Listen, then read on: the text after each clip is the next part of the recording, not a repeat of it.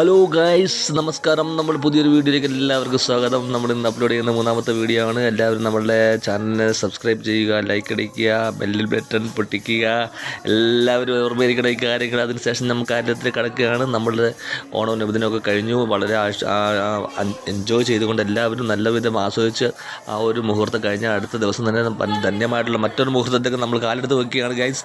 അതായത് നമ്മുടെ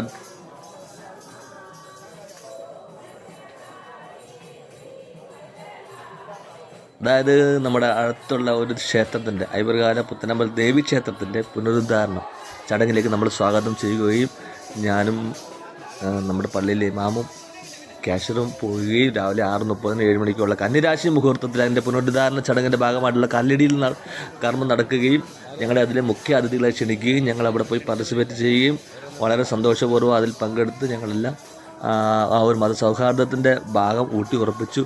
സാമുദായിക അന്തരീക്ഷം അതെല്ലാം നമ്മൾ കാത്ത് സംരക്ഷിക്കേണ്ട ബാധ്യത നമുക്കുള്ളതാണ്. എല്ലാവരും